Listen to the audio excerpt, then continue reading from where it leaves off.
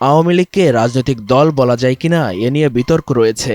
দলটি তরুণদের হত্যা করেছে, অনেক মানুষকে গুম করেছে, টাকা পাচার করেছে বলে জানিয়েছেন প্রধান উপদেষ্টা doctor Mohammad Yunus.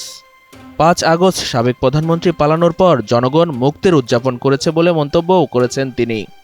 Is Awami League a political party? If they can kill young people on the street just like that, make people disappear just like that. বাংলাদেশের প্রথম ইমিউনিটি বুস্টার সমৃদ্ধ ফ্যান্টাস্টিক হ্যাপি এনার্জি বিস্কিট। যুক্তরাজ্যের লন্ডনের প্রভাবশালী নীতি গবেষণা প্রতিষ্ঠান Chatham হাউজে দেওয়া সাক্ষাৎকারে এক প্রশ্নের জবাবে বাংলাদেশের অন্তর্বর্তী সরকারের প্রধান উপদেষ্টা ডক্টর মোহাম্মদ ইউনূস এভাবেই শুরু করেন। On the 5th of August, the former Prime Minister fled the country.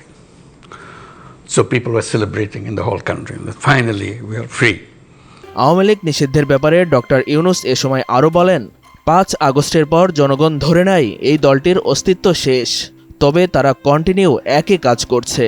10 মাস পরে এসেও দলটির কেউ কোনো ক্ষমা চায়নি। দেশের নিরাপত্তা ও দেশের রাজনীতির নিরাপত্তার স্বার্থে বিচার শেষ না হওয়া পর্যন্ত আওয়ামী লীগের কার্যক্রম নিষিদ্ধ করা হয়েছে।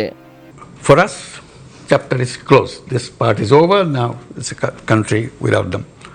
এ সাক্ষাৎকারের পরে সকাল 11টায় চাথাম হাউজের মূল হলে একটি বিশেষ বক্তৃতা দিবেন প্রধান উপদেষ্টা। সেখানে তিনি বাংলাদেশের সামাজিক অর্থনৈতিক অগ্রগতি, গণতান্ত্রিক রূপান্তর এবং দেশের ভবিষ্যৎ পরিকল্পনা নিয়ে আলোচনা করবেন। বাংলাদেশের প্রথম ইমিউনিটি বুস্টার সমৃদ্ধ ফ্যান্টাস্টিক হ্যাপি এনার্জি বিস্কিট। এরপর দুপুর 12:40 প্রধান উপদেষ্টার সম্মানে চাথাম হাউজের ম্যালকম রুমে সংবর্ধনার আয়োজন করা হয়েছে। সন্ধ্যা 6টায় সেন্ট জেমস প্যালেসে ব্রিটিশ রাজা তৃতীয় চার্লসের আমন্ত্রণে কিংস ফাউন্ডেশনের 35তম বার্ষিকী উপলক্ষে নৈশভোজে অংশ নেবেন ডক্টর মোহাম্মদ ইউনূস।